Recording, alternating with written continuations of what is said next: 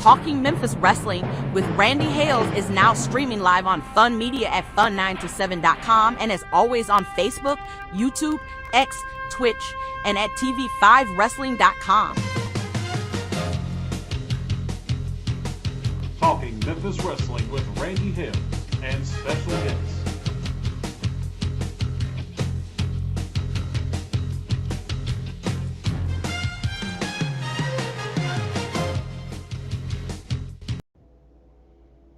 Today on Talking Memphis Wrestling, we will teach and educate you on the wrestling territory called Tennessee. This show today will be fabulous. Yellow again, everybody. It's Randy Hales all alone, all by himself, all ready to go with a big Talking Memphis Wrestling.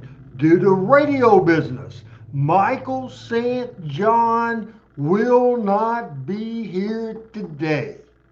Chris Ellis, due to school business, will not be here today. Dr. William Robinson will not be here today due to vacation.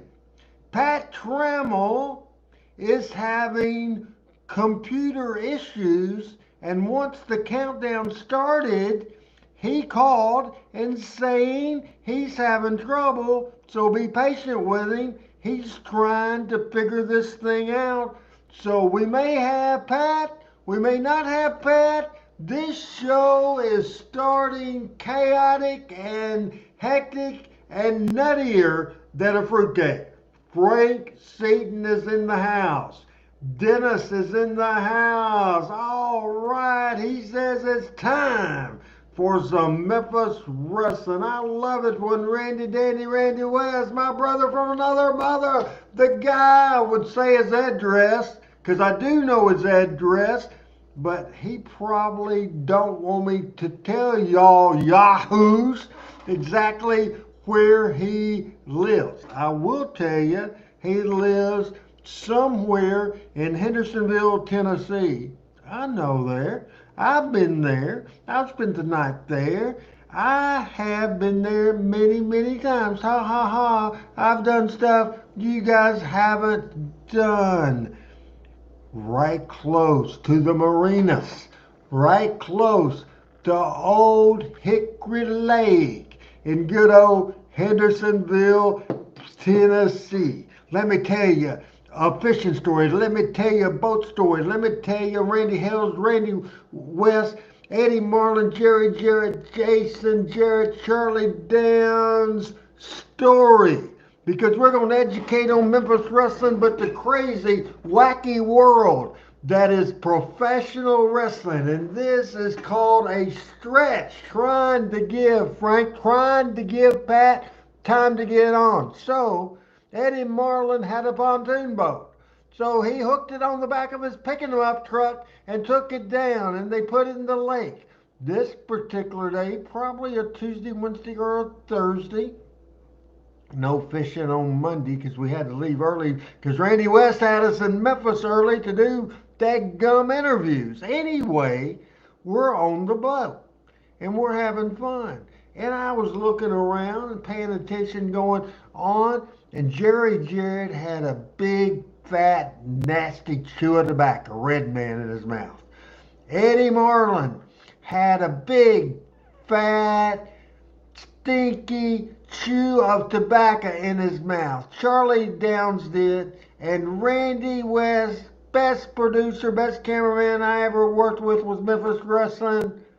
He had a big, big, nasty, stinking chew in his mouth. Yuck. So I looked to young Jarrett, young Jason Jarrett, all of 8 to 10 years old. And I said, Jace, that's what we called him, you know. We called him Jace instead of Jason. We don't call him that. We call him Mr. Jarrett now. He's been successful and doing great in the construction business. Anyway, I said, Jace, do you realize you and me are the only two people with sense on this pontoon boat that does not have a big, stinky, nasty chew in the mouth? He just smiled and went over and was talking to his dad.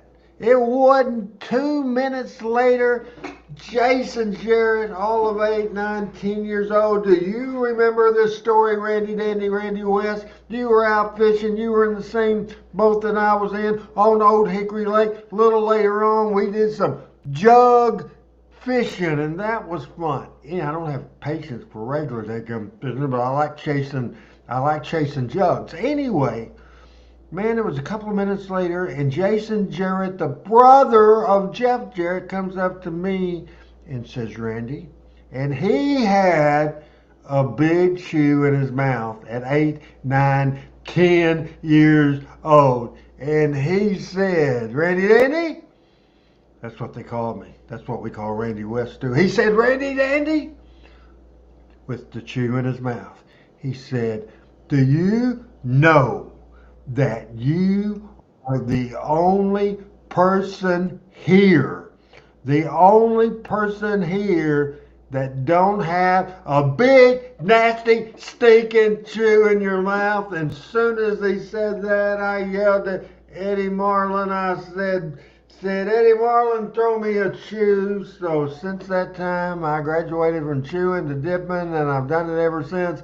It is nasty, nasty, nasty for sure. Now, Frank, he didn't live too far. Maybe, Randy, how far did Lawler live from Johnny Cash? Jerry Jarrett lived closer to Johnny Cash. And at one time, I lived closer than Lawler did. And so did Eddie Marlin. Hi, Tabitha. What is going on? Good to see ya. It's first date time.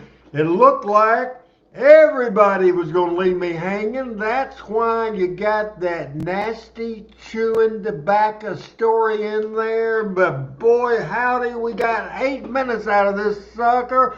Original OG, he's the man. They play football, they tell me, in Alabama. First take, his hello and everything, and Al Tuttle is in the house. And here is my man, the main man, Pat Trammell. Good evening. Good evening. We got one computer to do one thing, and it takes 15 minutes to turn it on. That's the first take. Good to see everybody. BC, hope you're doing good after your surgery. Good to see Randy and Andrew, Calvin, and Al, and all our friends. Tabitha. I do have a I do have a new hat that my friend Joe Parker sent me. My Waffle House hat because Yay! I'm a Waffle House aficionado. Grilled chicken, 2 eggs over medium well, hash browns, sort of medium, scattered and diced. That's my deal. So looking forward to today. We're going back in time. We're going back to the original days. We're going to see some old stuff from Birmingham. We're going to see some old stuff from Memphis. We're going to see some fabulous things, some old fabulous things, and some new fabulous things. So ready to be here.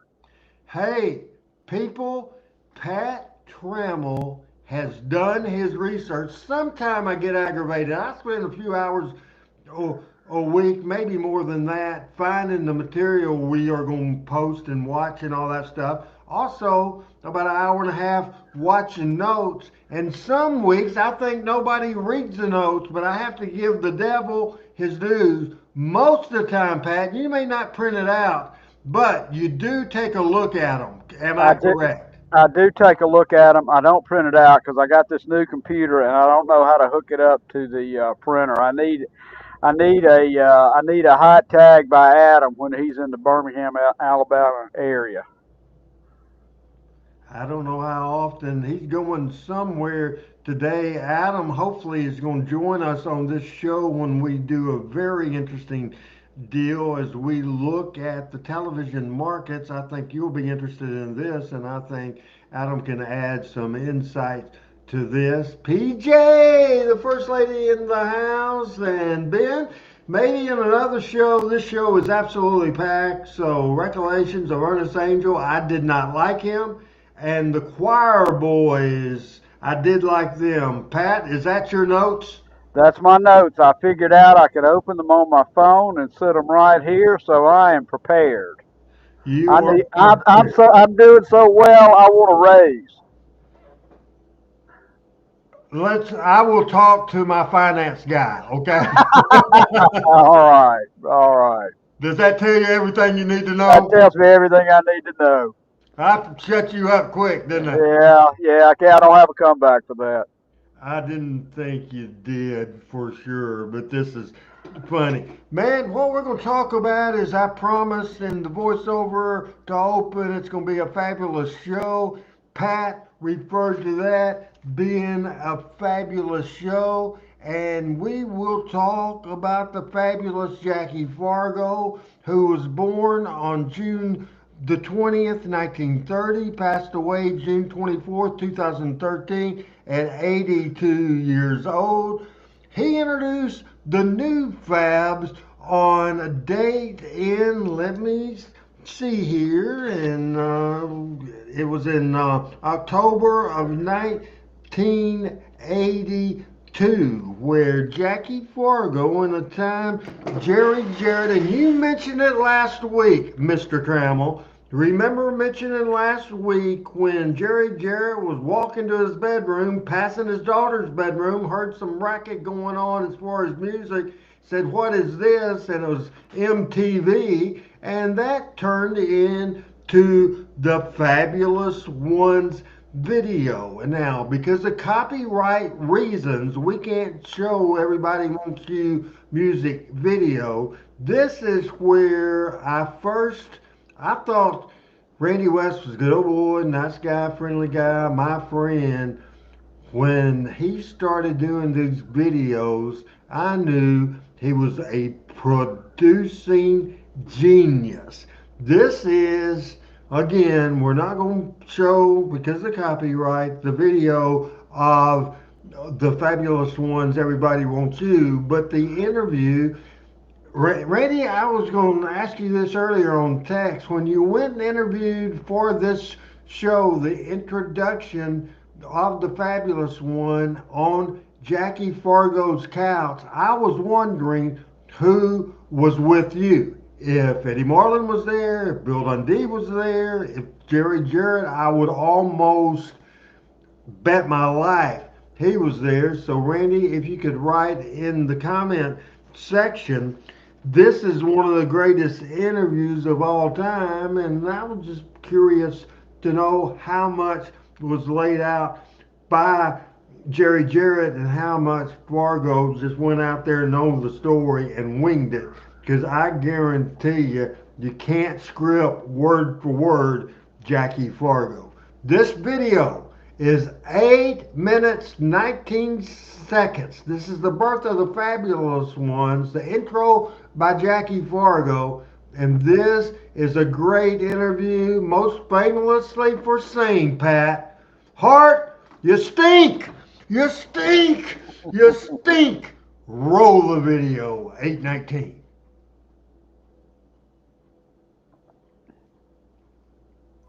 Hi, wrestling fans. Certainly good to be back on this TV again. It's been some time since. Randy says it was Jerry Jarrett. It's been nice out playing golf and then Randy West and Jackie doing Fargo. a lot of things that I never got to do as a professional wrestler for 25, 30 years. Real exciting, boy, to get up in the mornings and knowing you don't have to jump on an airplane or jump in a car and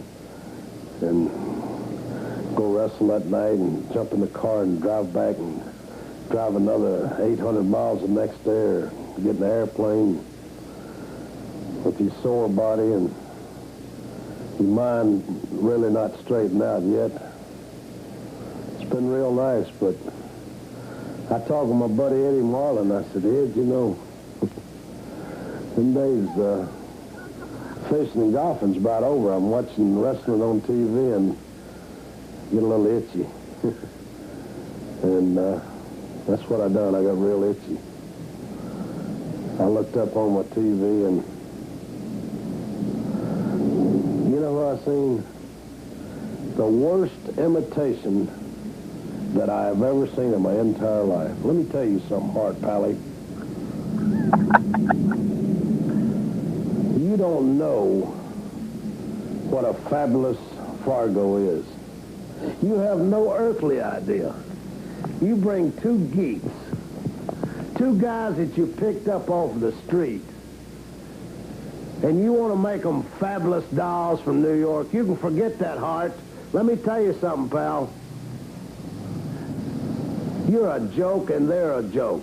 What do you buy? A $2 bottle of dye, put it on their hair, buy them a $25 tuxedo. Let me tell you something, Hart, you punk, and your two little guys from New York. I sweated many a gallon of blood and sweat to be a professional wrestler, and I'm damn proud of it. And there's only one fabulous Fargo from New York, Pally. That was me and Donnie. The pictures you see with the tuxedos, the high hats, the original fabulous Fargos, and a punk like you, Hart, you're going to come along and steal something that I built up all of my life, that I put my pride and my glory in, something that brought me fortune and fame, Hart. Well, you stink, boy. You stink. Now, I'm going to give you some good advice. I promised Eddie Marlin I wouldn't cuss and raise too much cane on his TV, but I can't help it. You stink, Hart. You're too synthetic. New York dolls. What a joke. Let me tell you something, pal. If there's going to be any fabulous ones around, if there's going to be any hi-hats around and tuxedos around, it's going to be first class, and it's going to be who I pick. Not who you pick, Hart. You stink. You stink. You got nothing about you, pal. $25 tuxedo. What a joke. My socks cost more than that, Pally. When I walked around with the top hat on, with the gloves and the sequins, they cost something, boy. They didn't cost 25 cents.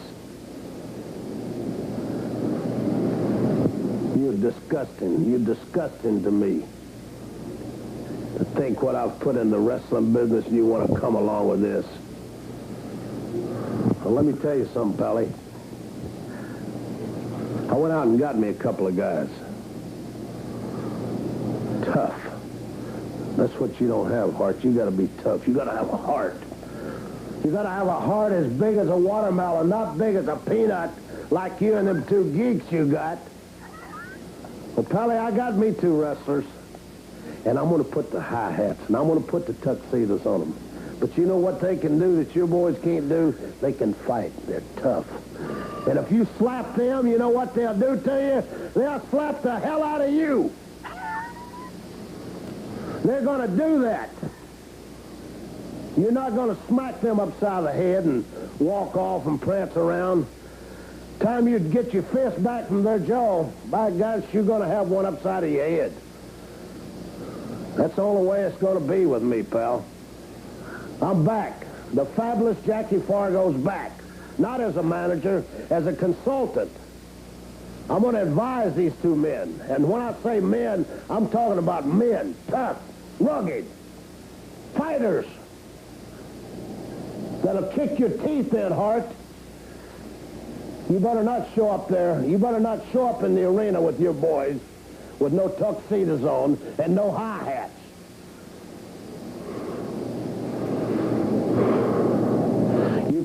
You cannot go around imitating me, Pally. I will not give you permission to do that. You have no right, and you have the audacity of you. You little stinky stink. You stink. I got pride.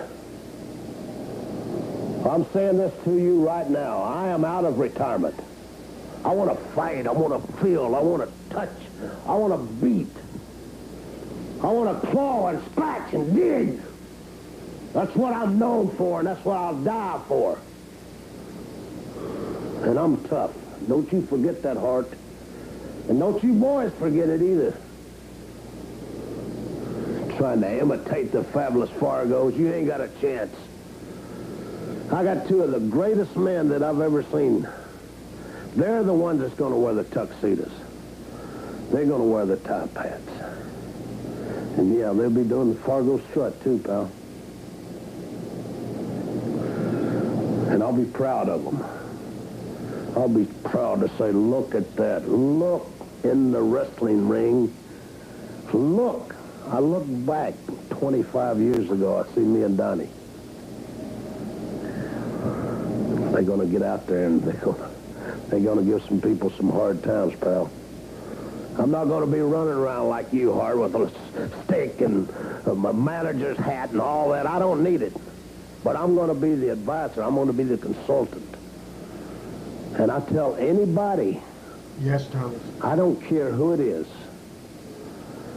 you must know this in the wrestling. As a professional wrestler, when you climb in that ring, you don't have friends. I don't care who they get in the ring with, or where, what city. If they ever do not take my advice, then I'll back away from them. But I think I've got the team that wants to be the fabulous ones again. And I'm looking forward to it. And I'm telling you again, Hart, don't bring your boys with them little $25 suits on. That's all I got to say, Pally.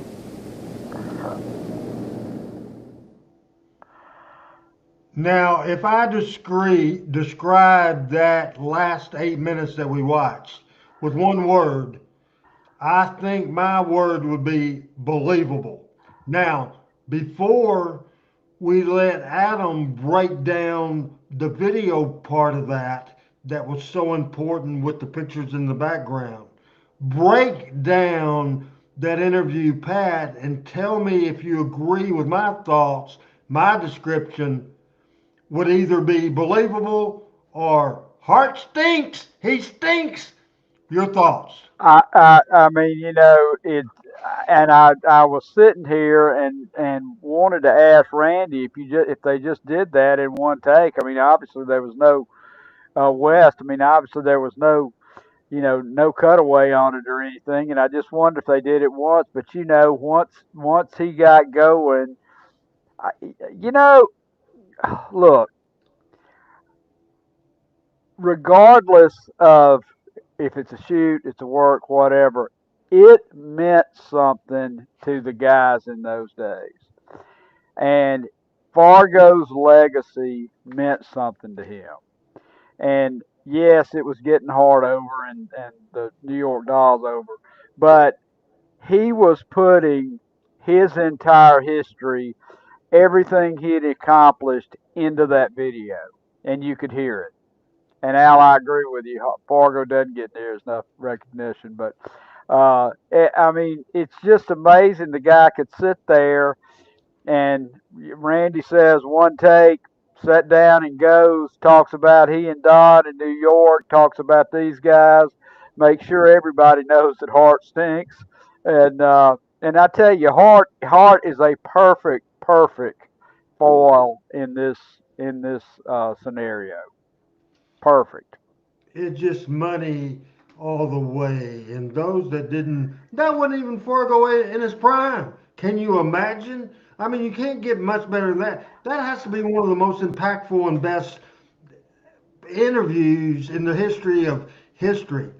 To break down that video, here's the breakdowner of this show, the producer of this show, and was not born in 1982 when this video was put together. And yes, Adam Dunn, Pat's old man, I'm an old man. I'm older than Pat, and Randy West is an old man, and I believe Randy might be older than me. He is older than me. So break down this video. I'm You called me talking the breakdown. It sounds like I'm having a mental breakdown about it. No, 10,000 comedians out of work, and all of a sudden Adam thinks he's a comedian on this show. well, I spend half my time trying to be witty. It makes me a half wit, right? So Yes, I agree. anyway, um, so no, I think if that had been shot today, the agent or the whatever probably would have said, "Oh, that was too long. It was, too much of the same thing. And could y'all have shot it somewhere better than in his living room on the couch or whatever?" That's exactly what it needed to be. It was if listening to Lance and Dave do commentary was like having a conversation, it was the same thing. It was almost like you went and sat down to Jackie on the couch in his living room and he told you from the heart exactly how he felt about the whole situation. It didn't feel like some sales pitch, even to the fact where I think somebody asked, were the dolls brought in just for the purpose of the fabulous ones? You wouldn't have got that from this interview. What you got from this interview was he was sitting at home watching this on TV, was insulted, and told you exactly what he thought about it, and went one step further, even, and by God, I'm going to do something about it. And here's what it is. It's not just the brilliance of Jerry Jarrett. What he did was take in the history of Jackie Fargo with Don. The way Randy had those photos, I Mm-hmm. think that interview, they did one cut, they took it back to Hendersonville, and I would love to know how long Randy West spent editing that and searching for pictures and all that sort of thing. If Randy, you remember, if you'd let me know. But this was so impactful, and Adam, what this did is it led to a boom period based on somebody that had been in Memphis wrestling since the 60s. All Yeah. of a sudden, he was relevant again. And I would imagine, like from a production standpoint, I would guess Randy probably had something similar to like a music stand or something, would just set the photos on it and shoot the photos and then edit it together to make it the B roll for it. But it's just, because everything then, all the editing was completely linear. There was no computer editing. You had to shoot it and then edit it manually yourself, tape to tape, deck to deck, whatever like that. So, but yeah, like I said, going, sitting there talking to Jackie, one shot, come back. I'm sure Randy got the concept in his head that, all right, when Jackie talks about this, I'm going to show these photos of it. And that's really all that it needed added to it, was just to help illustrate Jackie's point as to what he was saying. And then the interview took care of all the rest. And I'm sure it's probably on tape somewhere, but I wonder if, Hart immediately came out and had a response to this, or if this was in response to something Hart said. But either way, it was so simple and so raw, just, what Saturday morning TV was known for, just being this live, raw thing. This was just, even though this was a taped interview, it was like you just went and, saw Jackie and walked in his house and sat down, and he just laid out for you exactly what he thought about it. As Randy West says, I'll put it up there because Adam is It's in the starring corner. in the show right now. Yeah. Spot on, Adam, by Randy West. On the road. We'll see how we do the rest of the night. All right, for sure. Just fantastic stuff. And I think hopefully we can smarten people up, Pat, to the fabulous Jackie Fargo. Certainly, we talk about Jackie Fargo much. The territory is in October '82. It popped. The best money year in the history of Memphis Wrestling was '83. Jerry Jarrett booking in '82 created the Fabulous One, decided to go with Kernan Lane as the Fabulous One. They were Steve Kern and Stan Lane had left them off 2 weeks. They were mid-card baby faces. Then show that video, all of a sudden you had stars. Immediately the territory popped. Immediately it popped. All through '83. In March '83, the big potential, and by the way, I just see William Stone's in the house. Hey, William, what's going on with you from West Tennessee? So, in '83 was the attempted takeover of Memphis Wrestling by Jerry Lawler. Part of the deal was Lawler would get a bigger percentage of the company, and also he would take over as the booker. So the rest of '83, Jerry Lawler was booking starting about March, January, and February, based on the Fabulous One's debut in October, was just great, great business. Things was rocking and rolling. Lawler kept it going. It became the highest grossing year money wise in Memphis wrestling history, 1983. However, in about March of 90, of March of '84, the Fabs, maybe fame and fortune got in the way. Maybe the fact they were a Jerry Jarrett guy, not a Jerry Lawler guy. There was a situation where they didn't want to work twice in Louisville, Kentucky, in a tag team tournament. They were upset about that. Didn't want to work twice, so they refused, and they were leaving. Lawler fired them. They thought that, I'm sure they attempted to call Jerry Jarrett, but Lawler was booking. Whoever's booking's booking. That's the way it was with me. That's the way with Dundee. Whoever's booking, booking. And so all of a sudden, Lawler came up with the idea that, in hindsight, did not work because you can't replace originals. You can't do that and it be as good. Now, Fargo had a idea after the Fabs were gone. We'll get to that in a minute. It's 3 minutes, 5 seconds. But any last words about that video? And as we go further, are you excited to hear about the new Fabulous Ones that did not get over? Well, I am, but I'm also interested to know if the Fabs went to another territory as the Fabs as a tag team. But I agree. Getting back to the video there with Fargo, I agree with Al there. I love it when Fargo does those passionate promos, because he'll start talking like this, and then he'll get more and more and more into it. And what he did, talking about '82 being a year, he went back and brought my parents back in, who had been Fargo fans, and then brought them in, and then the Fabs with him brought the 14-year-olds and the teenage girls in. So it expanded the whole territory. It was absolutely great. And Jerry Jarrett made the call to Vern Gagne, got him a job in the AWA in Minnesota, based in Minneapolis, Minnesota. However, there was one missing ingredient in AWA. Do you know what that ingredient was? Fargo. Jackie Fargo. First of all, the people in Minneapolis, do you think they knew who the hell Fargo was? Yeah, right. The Fabs did not get over there. They wouldn't have got over anywhere like they did in Memphis because of the fabulous Jackie Fargo. I will go ahead and we will take a look at Fargo's explanation on the Fabs going away, the new Fabs, then we'll talk about them. And it is a 3-minute, 5-second video of Jackie Fargo again, maybe a little bit more laid back. We'll watch this now with Pat Trammell, Adam Dunn, and Randy Hales on Talking Memphis Wrestling. Ladies and gentlemen, I feel like that I need to be here and make an explanation to you why you haven't seen the Fabulous Ones for about 6 weeks. Well, about a year ago, I took on 2 fine young athletes, dedicated, worked hard, sweat and blood, and give you everything they got. And they made it. Boy, they just did everything just great.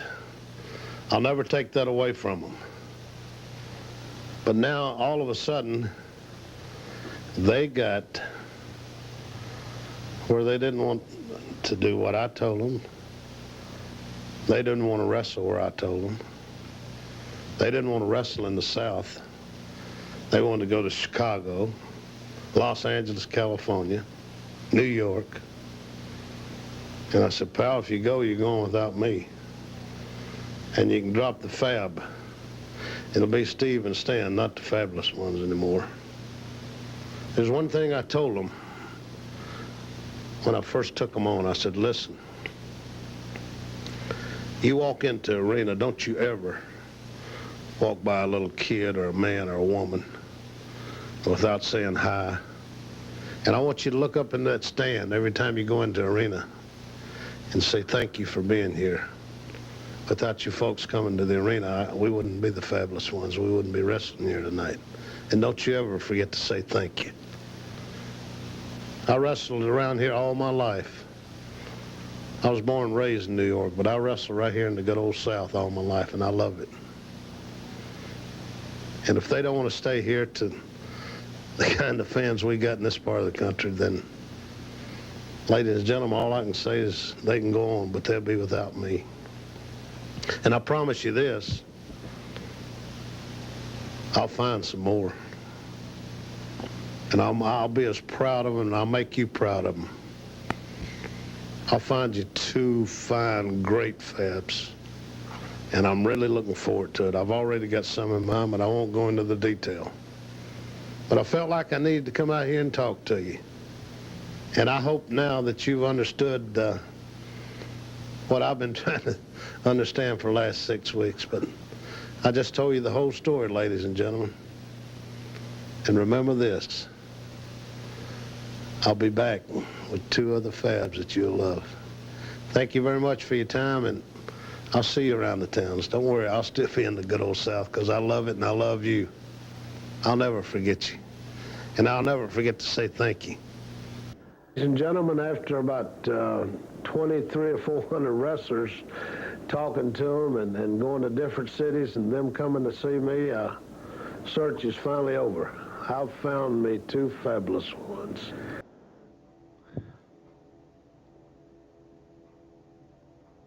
And there they are, Tommy Wildfire Rich and Eddie Gilbert. Eddie Gilbert was born on August the 14th, 1961, 5 or 6 months before I was born. He passed away, sadly, February the 9th, 1995 at 33 years old. Again, with Kern and Lane, Steve Kern is currently 74 years old. Stan Lane is 72 years old. The fabulous Jackie Fargo, everybody loved, certainly.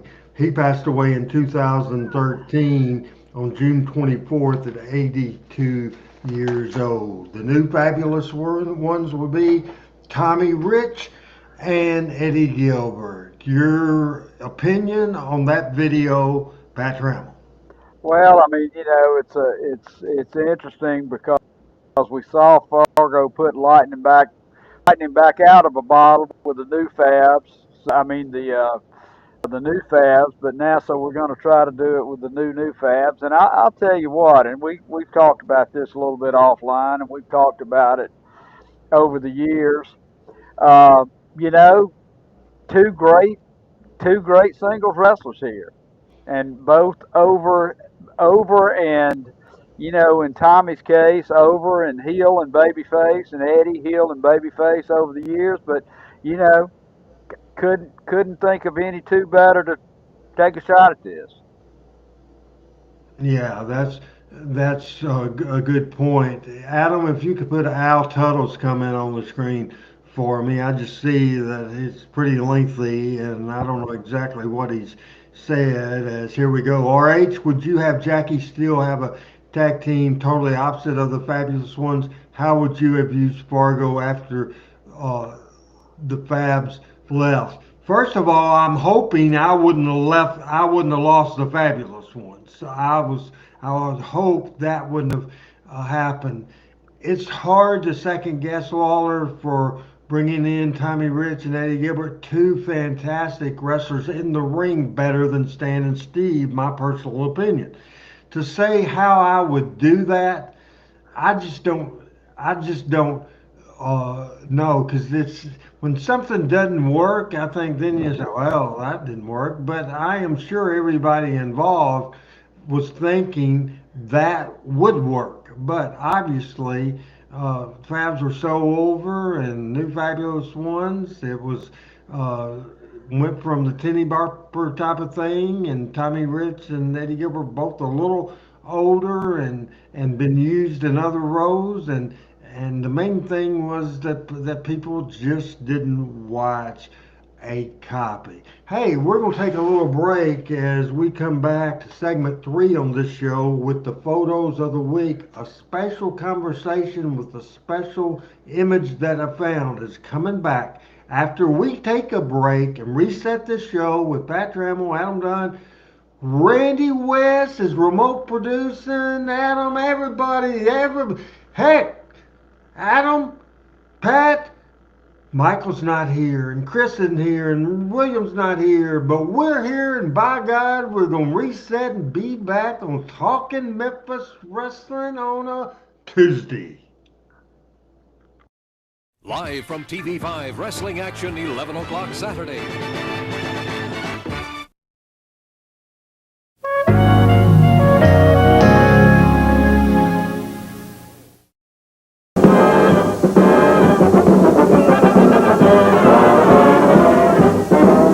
You'll see America's favorite sport on WHBQ television.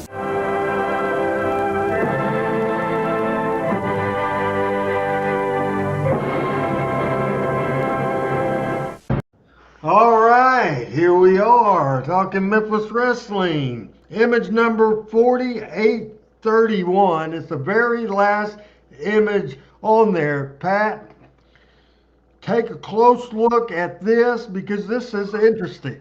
This is the worldwide TV wrestling schedule for Gulas Welch, also the Tri-City area. And we're going to look at these.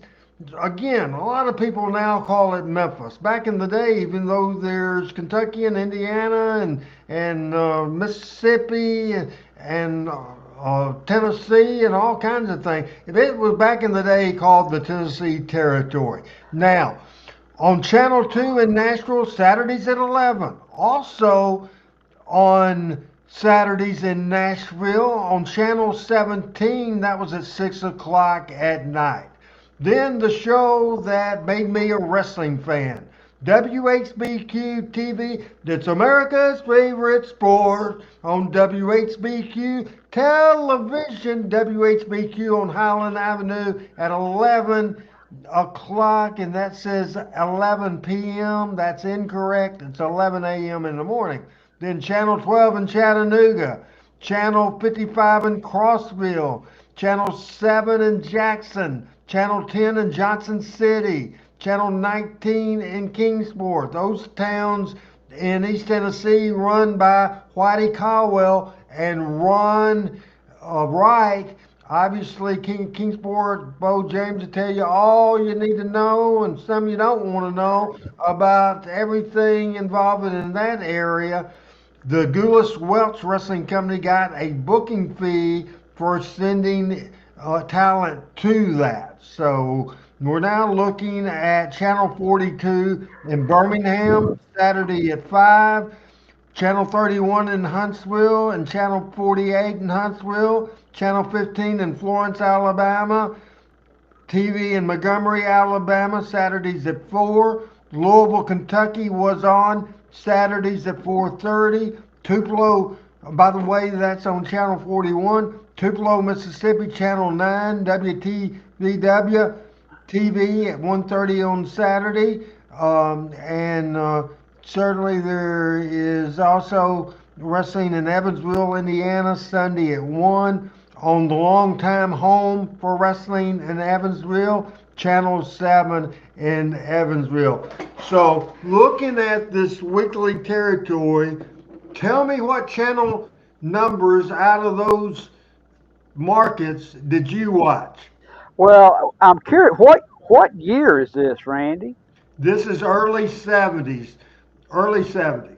Okay, well, I would say this is probably a channel 42 is what I watched this wrestling on, and I also got the Chattanooga station originally, but channel 42 came on at 10 o'clock Saturday night for years and years and years, and I don't remember particularly in the early 70s there being a move to that, but maybe there was for some period of time. It is interesting to me that they're showing competing shows in the same town. I mean, not competing shows, but they're running on two separate channels in the town. Now, So Randy, would that be kind of like they did? Would they have the A and B show in those towns? Back in that time, I really can't answer that question. I would say that's probably true. Pat Rose is watching, and Pat Funny, Rose all is three of us on talking the about screen at the same Channel time. 12 in Chattanooga. Adam, what you're thinking about this list of the television in the Gulas Welch towns in the Tennessee territory? Yeah, so looking there, kind of like Pat said, it's interesting that you've got the like Nashville listed twice with this. I just I just wonder, did they air the same show at 11 and then again at 6, or if they had like the studio show ran at 11, but did they go and shoot the Nashville like show and then air the arena show at 6, or I don't know if they were doing that at that time. And Randy West wasn't shooting it at this time, right? This would have still been Mike. Absolutely, it would Yeah, have been so mine. that's interesting. Crossville, I never knew Crossville, Tennessee had its own TV. Of course, Now, nobody. it probably wasn't its own TV. It Okay, probably got a national TV. It probably okay. got national TV. All right, and then of course Johnson City, Kingsport, Jackson, Tennessee, WBBJ. That's longtime ABC station up there. So of course Kingsport would have been probably where Bo James saw that stuff back in the day. Huntsville twice. You got that on there. WAAY and WYUR. It looks like. see, They, go ahead. to make a comment, I would not be surprised um, if the Huntsville talent would run from Huntsville to Birmingham, but they could not have done a show at 2 o'clock in Huntsville and got to Birmingham for a 5 o'clock show. So Randy, I suspect that show was, again, that may have been that wasn't normal. It was 10 o'clock on Birmingham on Saturday night.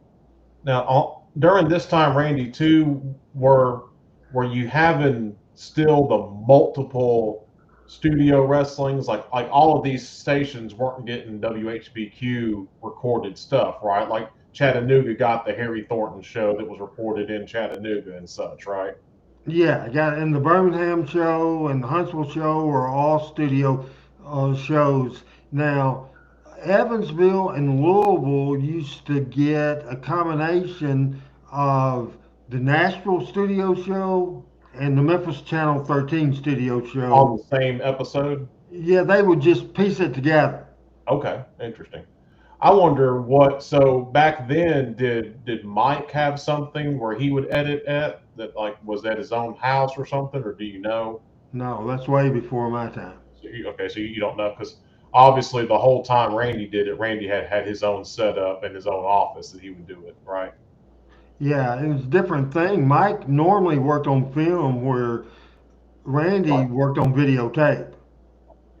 Randy probably would have started with, I would imagine, probably 3/4 U-matic, and then, like you said, Mike shot probably the 16 millimeter film. But that's interesting because I've got some film here that Randy gave me that's got I think it had Tojo and some other people on it that we've shown that years ago. But that's definitely interesting and really cool to see the time periods and everything like that. And like you said, them having now they're showing Jackson TV at 11 p.m. Is that correct? I know obviously WHBQ was 11 a.m., but was Jackson Yeah, 11 p.m.? for years, Jackson TV was on Channel 7. It was a B show that was either tagged from Tupelo, Mississippi, or matches from the Mid South Coliseum. That's where that was set up. But it's just very impressive lists. Before we get away from that, Pat, any comments to finish up? I was just fascinated by this list. Fascinated by it. Well, I'm fascinated too because there's, I and I know territories were not didn't have castle moats around them or anything, but Montgomery was off and on worked uh, by Nick and Goulas and Welch, and then it was worked out of Mobile for a period of time, and it was worked by the Fullers out of Pensacola off and on, off and on, off and on. So I'm surprised that there was a Welch Denneberg or Goulas Welch show on there at that time. But again, that was one of those edge of the territory towns like Jackson, Mississippi, that picked up what they could pick up. I think. Now, it's funny, you kind of going into the next thing. Adam, at the first of the images on the pictures, I want to show 4802. 4802. And I like this picture. And Adam, just give me a buzz if I need to find that picture. There we go. Very, very, very, very, very, very young Jerry Jarrett and Tojo. 14-year-old Jerry Jarrett with Yeah. Joe Denneberg. Explain to me, because up until the time, remember, I grew up in the Memphis market, not the Birmingham market. This Joe feller, I never heard of him in my life. Explain who he is. Joe Denneberg was a jeweler in Birmingham, and he had a little monkey that would bang cymbals together, and he'd bring that out. He was a jeweler in Birmingham, and he had part of the town as the advertiser, and he would be generally, I think, if I remember correctly, it would be Nick Goulas and Joe Denneberg on the on the on the on the sheets for the shows at Bowell Auditorium. But it would have Goulas Welch. But I think Joe had a part of the town, and I know he was the major advertiser, and he would. The days weren't like they are now. He would come out and talk about the sales they were having, and he'd have a little monkey doing that, and then they would go back to wrestling. But he was a part owner of the town.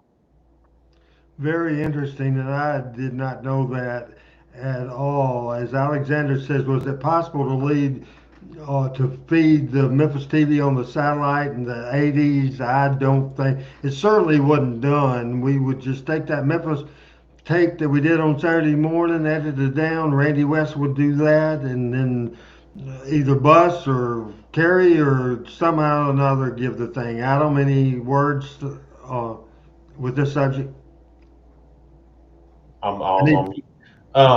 It would have been possible, but I doubt anybody would have wanted to pay for the satellite time, A. And B, I'm sure Channel 5 obviously could receive a lot of stuff via satellite, but I don't know if they were transmitting anything via satellite. But all the live shots would have been probably by microwave. And I know that they didn't have a satellite truck at that time. So they may have had the ability to uplink via satellite, but again, it would have been super expensive, probably more so than just dubbing off tapes and sending them to the stations individually. Let's take a look at Shane. He Right. said, in the 80s, I watched Memphis on Channel 17 at 9 a.m. and it came on at 11 on Channel 2. That's Natural Market. It was the same show. Pat, I think you had another word. Yeah, I do, and my memory's coming back to me. The Levy's owned and own, and I guess Rhoda may still. I think she has to be passed away, but anyway, the Levy's Fine Jewelry is a pawn shop and jewelry store in Birmingham. And I want to read you a little bit about Joe Denneberg because I googled him and he came up, and I think he was Rhoda's father. But if you will listen, you will hear why he was important to if you understand the history of what it took to have a wrestling license. I think this will be interesting to you. Hey, and let's go ahead and put that picture up of him with Jarrett and Tojo as Pat reads this on Talking Memphis Wrestling. This is exclusive business, people. All right. All right. Now this is from the history of Levy's Fine Jewelry. 1922. Shortly after returning home from World War One, Joe Denneberg married Ethel Levy and opened up Levy's in 1922 with the help of a loan from his mother-in-law. Levy's acquired one of the first pawn licenses in the state of Alabama and has become the longest running continuous pawn license in the state of Alabama. 1925. Joe Denneberg, with the help of Lou Raymond and Joe's brother Simon, diversifies into fight promoting, bringing boxing to Birmingham and arranging bi-weekly bouts at Rickwood Field and Legion Field. Now, Rickwood Field would be like, what's the old baseball field in Memphis they used to have wrestling at? I'm sorry, what's that question again, Pat? What's the old baseball field they used to have wrestling at? But Years and years ago. Chick Stadium or Tim McCarver? Yeah. Where like in the 20s they had it. No, it And wouldn't have been that. It was Oh, okay. it was at Rushwood Park. Brushwood, that's it. Yes. Anyway, again, Joe Denneberg diversifies into fight promoting, bringing boxing to Birmingham and arranging bi-weekly bouts at Rickwood Field and Legion Field. Joe would go on to become an appointed member of the Alabama Boxing and Wrestling Commission. So that was his value to Nick. And I have heard Cornette talk about it, and Randy, maybe you remember it. Like wrestling commissions were a real thing, Absolutely. and it might be helpful if you explained what they did, what you could do, what you couldn't do. Well, what they didn't do shit. That's what they did, except have their money out. Now, in most athletic commissions, they just come, make sure the wrestlers were licensed. They would hold their money out for the wrestling license, the referee license, the ring announcer license, the timekeeper license, the promoter license, the matchmaker license. Then they would get a percentage of ticket sales on every ticket sold during the building. So sometimes they would leave more money than the wrestlers would. In most cases, they would leave more than anybody except maybe the main event talent and the main event talent got paid by check weekly, so they would leave the building with no money, and the athletic commissions would leave the money with cash, and who knows if it ever got to the state of wherever going on. But Bill Watts, I've heard him be interviewed about it, and Cornette. I mean, they could shut you down this afternoon for nothing. In later years in the 80s, the Kentucky Athletic Commission got real bad. Nobody was more quote, quote, corrupt than the Louisiana Athletic Commission. Right. A lot Right. of politics involved in that. Adam, did you have some words to say about I'll that? say, and then now Tennessee never had one, right? Yes. It was demolished in the early 70s. Right. Okay. See, but during Mr. Coffey was one of the commissioners of the Tennessee Athletic Commission. right, and that's where a lot of times, even after it was gone, they would refer to him as like in that capacity or whatever. But Yes.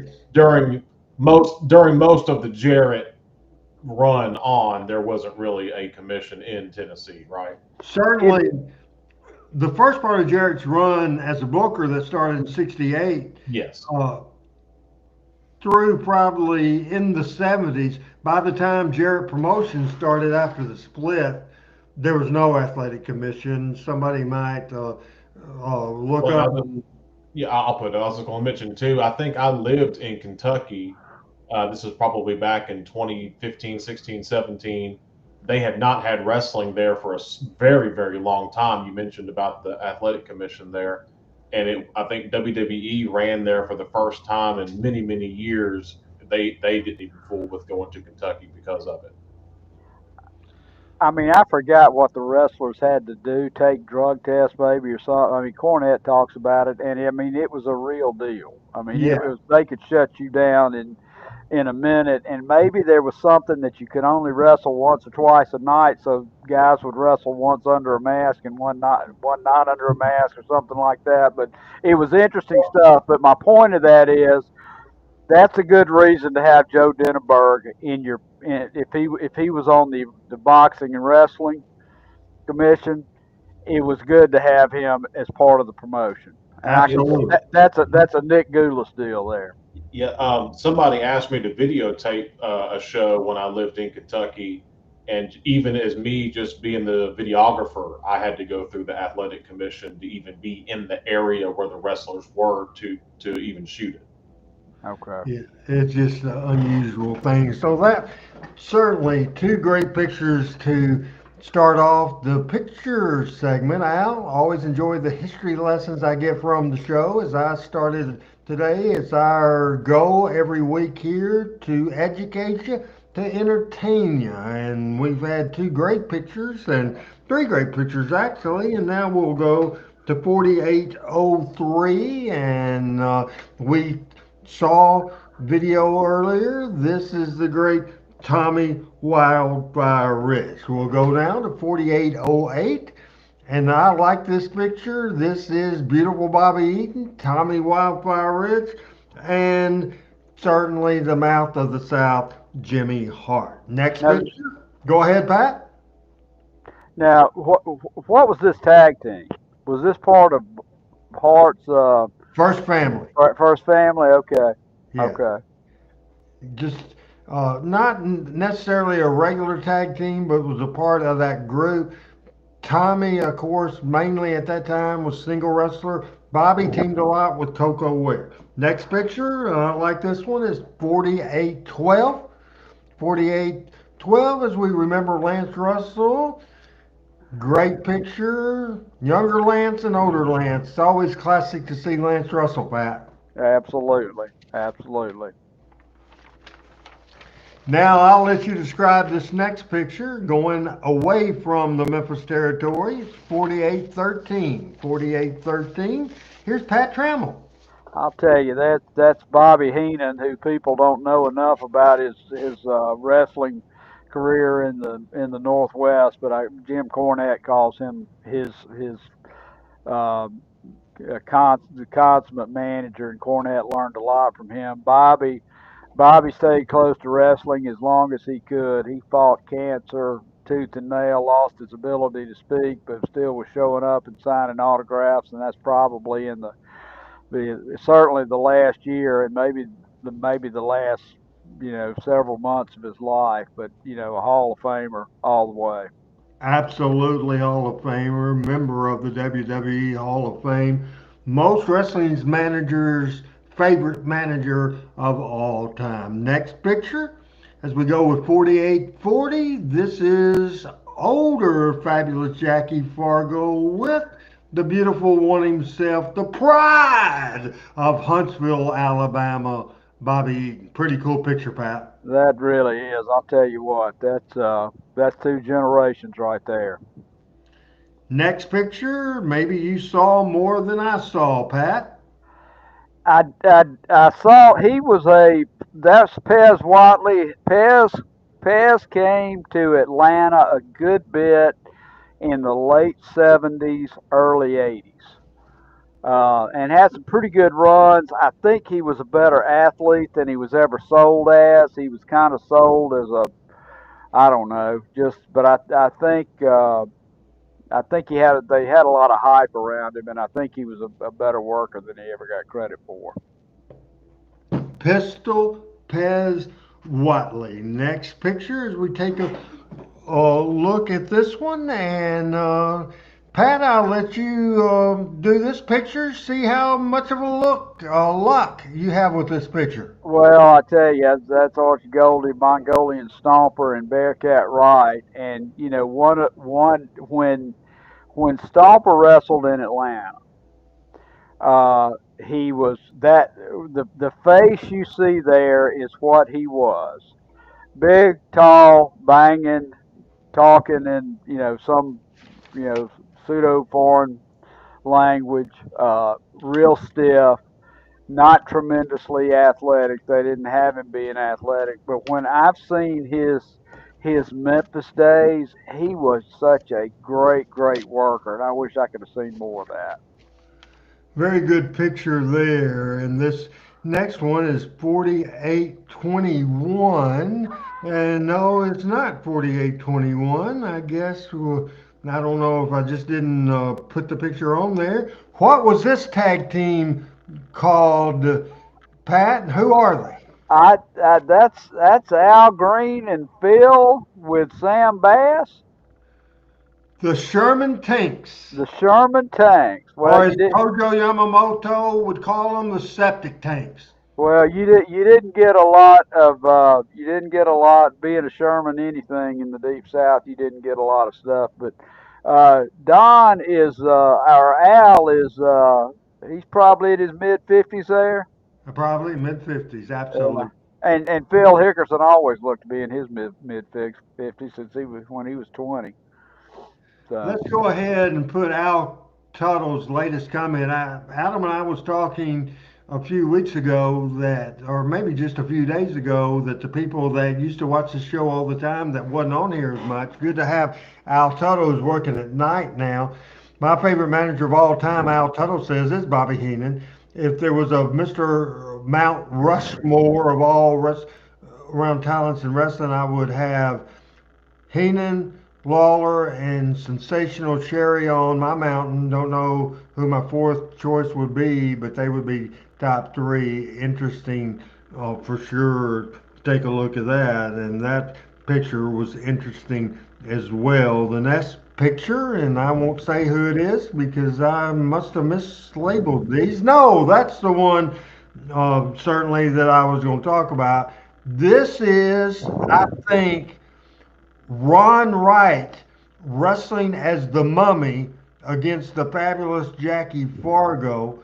So I know Lawler must have been booking because he liked the monsters. I've never cared for them. But as we take a look at that and we lose the picture. Where were they wrestling? That was not Memphis. That might have been Louisville. That might have been Nashville. I am not sure, Pat. Okay. We look at the next picture now and talking Memphis wrestling. Who is this? That is the exotic Adrian Street and Don Fargo, and Adrian Street could still go, and that's probably for taking the last 10 years. Very good picture. As the next picture, this is a wrestling reunion show in Jackson, Tennessee. This is Jim Cornette, Jackie Fargo. Often imitated, never duplicated, the fabulous Jackie Fargo with superstar Bill Dundee, Rocky the Soul Man Johnson, and came rolling into Memphis, TWA. Tell all the ladies handsome Jimmy's on the way. Cornette, Fargo, Dundee, Rocky, handsome Jimmy. Pat, your thoughts on that picture with one more picture to go? I'll tell you what, that is a great picture right there. That's a great, yeah, Gail. That is a great picture of Dundee, and it's really you got a lot of generations there. You Would you really guess, do. Randy, late 90s, early 2000s? Yeah, I would say maybe early 2000s. Yeah, I think you're right on that. For sure, because I think it would have been after, I think it would have been after Power Pro would have gone out of business. So after 2001. After 2001, and we'll go ahead and our final picture of the day, and we still have time left. And Pat, would you like to try your luck at this picture? That's Lynn Rossi and Buddy Wayne, and I believe they're in Birmingham. Is that Batwell No, or that's TV? that's TV. That's TV. That's TV. But oh man, when did Buddy start wrestling? Probably in the 50s. Okay. Man, Lynn Rossi is athletic looking. Yeah, that's that may be the Huntsville Auditorium, but yeah, Lynn Rossi was certainly a great athlete in his It younger almost years. looks like it has kind of an arched roof and maybe a basketball goal that's kind of tucked Yeah, up behind it. yeah, Yeah. you're right. You're right. I wish Michael were here to take a look at that. Let's save that and let him take a look at that when he gets back. You look at the people in the audience, I would guess this would be, what do you think, maybe 60s? Yeah. Late '60s, early '70s. There, Yeah. there's some, there's some, there's a little bit of hair there on the. You got to look at the hair on the young guys. Yeah, and this is almost one of those ones that it's in color, but I wonder if this was one of those ones that they made it color after the fact. It looks like it. It does Yeah. look like it. Yeah. I think, Great. I think there's one more picture, Randy. I could be wrong. Let me see. All right, let's go ahead and go with one more picture, and we'll see what that is. I don't have any more on my list. It's the same one twice. Okay, all right.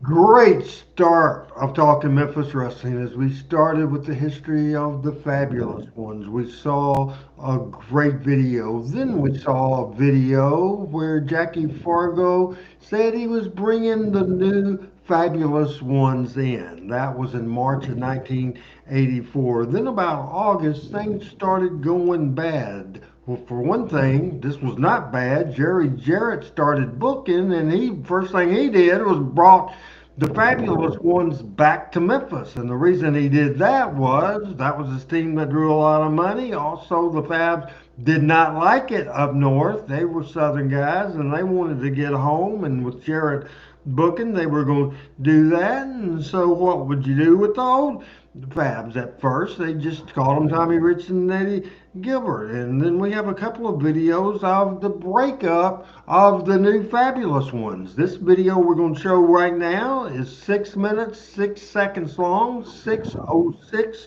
as we watch that video right now on Talking Memphis Wrestling. You know, there's been a lot of questions asked around lately, what's wrong with Eddie Gilbert, and I appreciate this time to explain it to you.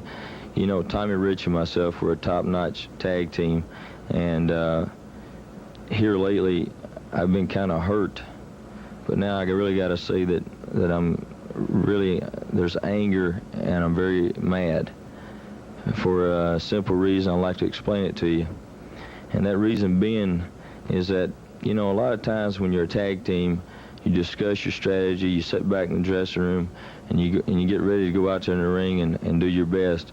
And Tommy and I would sit back in the dressing room, and he'd tell me, he'd say, Eddie, when we get out there now, I want you to get out there in that ring, and I want you to give it all you got, because, boy, you're young, you're full of vigor and vim, you can do it all.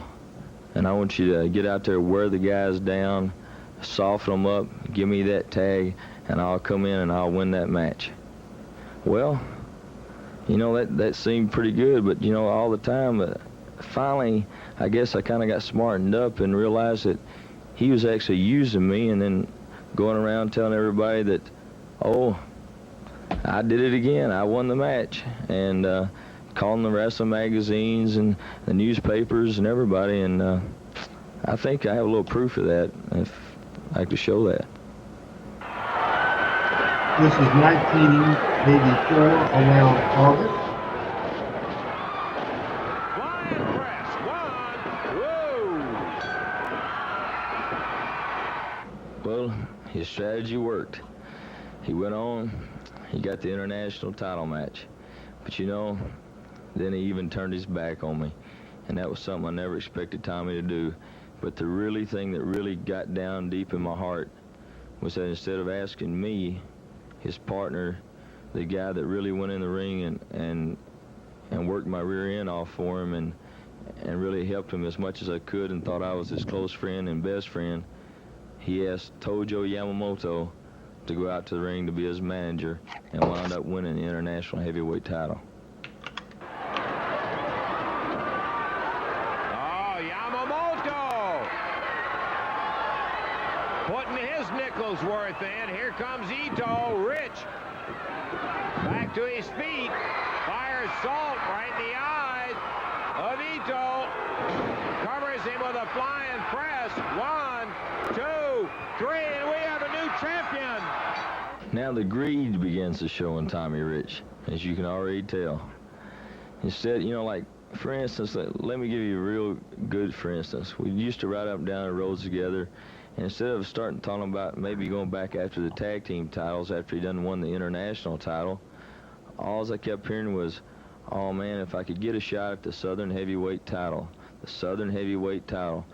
And I Hey, Joe. over there, and I gotta be honest with you too, most of the time I was driving the car, and he'd look over at me and talk about the Southern Heavyweight title, and I kept thinking to myself, well, shouldn't I have a chance at the Southern Heavyweight title? I mean, he's already the international champion. Why shouldn't I get a chance at the Southern Heavyweight Championship?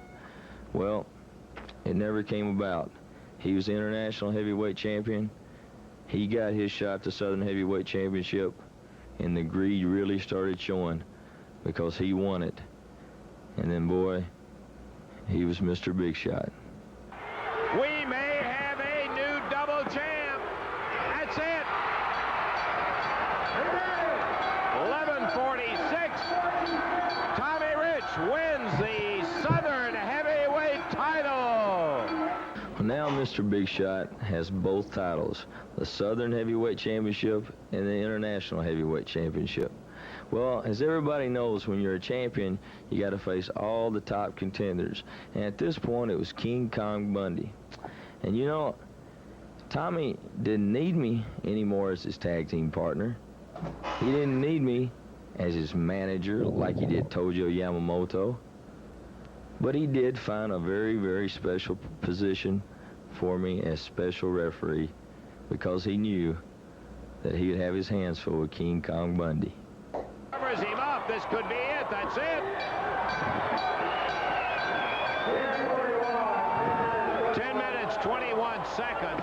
The Southern Heavyweight title has a new owner in King Kong Bundy. Bundy, that is the chain. Tommy Rich hollering at Eddie, and now he's hot at Eddie because Eddie didn't call the chain, and Eddie Gilbert leaving the ring. Then after the match was over with, Tommy grabbed my arm, he looked at me and he says, Eddie, you can't do that. You can't count me out. And there once again, Tommy was trying to use me, trying to use my integrity. Let me say something, Tommy. I'm not going to be used by you anymore. Not in tag matches. And speaking of tag matches, I'll certainly never be your tag team partner again. Now, one thing I want to say to you, the only contact ever that I want to make with you again is in the ring, because I want to prove to you and to any of these fans out here that doubt my word that I am a better man than you. And brother, I can back it up. And that's a promise to you and the wrestling world, anytime and any place. Talking Memphis wrestling, and we'll come in on that, Pat, in just a few minutes. But I want to see what Jackie Fargo and Tommy Rich had to respond to that. This video is 434. We'll come back to comment on both videos, then we'll get into the cards of the week. I got something special for you later on, Pat. Right now, we'll do that 4 minute, 34 second video on Talking Memphis Wrestling. That'll go. You know, in all sports, there's not always one-on-one. There's team. And I was a team wrestler all my life. And now I had Stan and Steve, I had Tommy and Eddie, and I've had some other people, and I wrestled with my brothers for years. There's one thing that you never do in professional wrestling. I don't care what the problem is, you don't ever leave your partner. You don't ever desert him. That is a sin. That's not to be done. And especially in people that are with me. You don't do those things. That's just unheard of.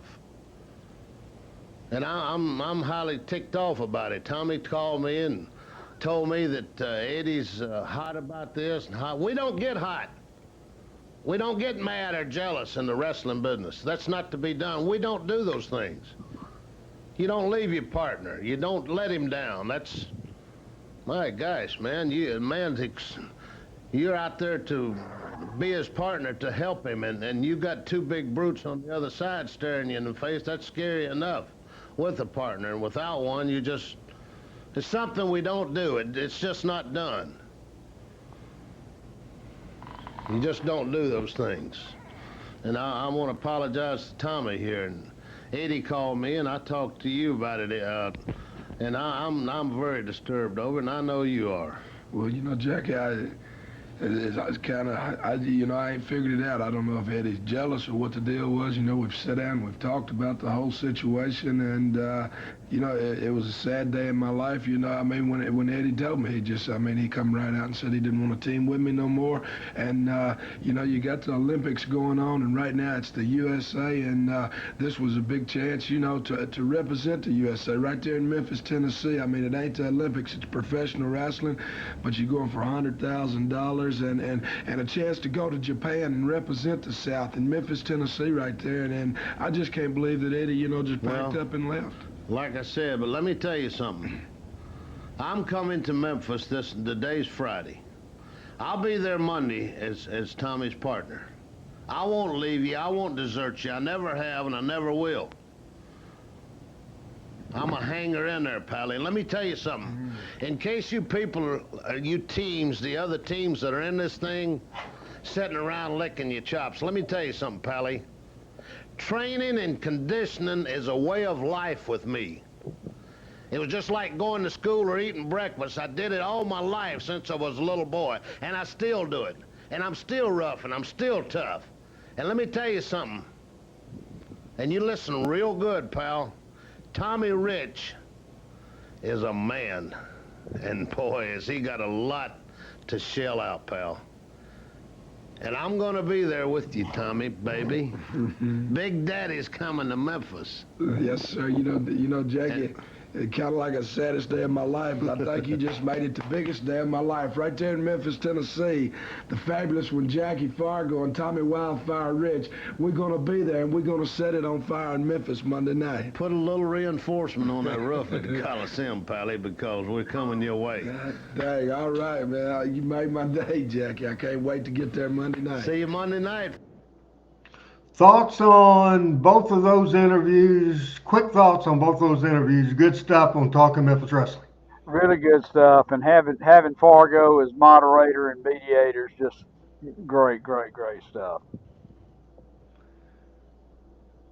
That it? Those thoughts? All right. Cards of the week on Memphis Wrestling. We'll get through these pretty quick because, let's see, 1, 2, 3. The fifth one that we have is going to be special, but we'll start out with 4810. This is in certainly Michael St. John's neck of the wood. This is at the Coliseum in Huntsville, Alabama. Daylight saving time, 8:30 o'clock. And Pat, this Goulas Welch card is Gus. Goulas is the promoter. Can you read this card quickly, please? I can, and then I want to ask you, who is Gus Goulas? Never heard of him. I think it's Nick's brother.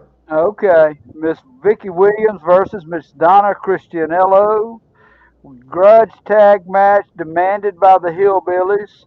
The Samoans versus the Scuffling Hillbillies, Chuck and Vic with That's manager funny. Cousin Carlos. What's that? Demanded by the Hillbillies. Demanded by the Hillbillies. And then return tag match. This is a match here. This is a match here. Special referee Paul Morton, as opposed to any other week. Demanded by the Fuller brothers, I guess, Paul Morton. Robert and Ron Fuller, licensed by the NWA versus Don and Al Green with manager Sir Clements. Real quick, thoughts about that card? I mean, that's a Birmingham, Alabama, Huntsville, Nashville card up and down. I don't know the date of that, Randy. I would have to believe that would be early 70s. And you've got the biggest baby face in Birmingham. Now that October 72. Okay, right. That was Robert Fuller was the biggest baby face in Birmingham at that point in time. Very interesting. As we go out of territory to 4811, we got a couple out of territory thoughts. This was in hot Atlanta, Atlanta G8. This is at the Atlanta City Auditorium, October the 29th, 1972. Pat, the card. This is the Gunkel territory, Georgia heavyweight champion Buddy Colt, who I don't think ever got to Memphis. No. Versus George Scott. He was a mainstay in Atlanta and I think into the Carolinas.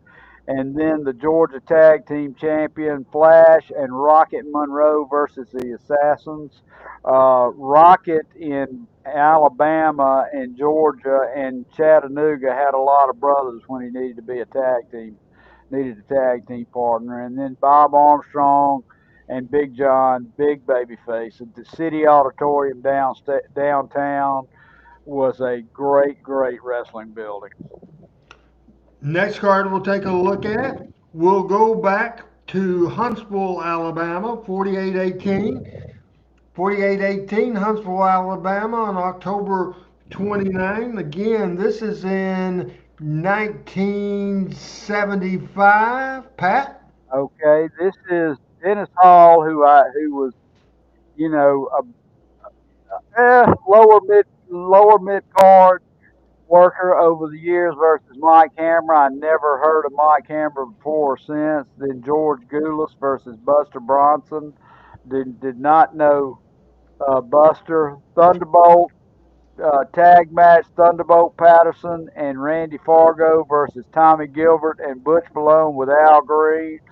I would have loved to have seen that match. And then the NWA Southern Heavyweight Champion match, Lawler versus Tojo. Would have loved to have seen that one. That was in the old Huntsville Coliseum.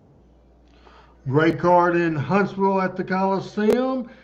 We'll go to Louisville, Kentucky, 4801 Louisville, Kentucky on a Tuesday night, October 28th, 1975. Pat, starting with the opening match. All right, the opening match was Tommy Gilbert versus Tony Santos.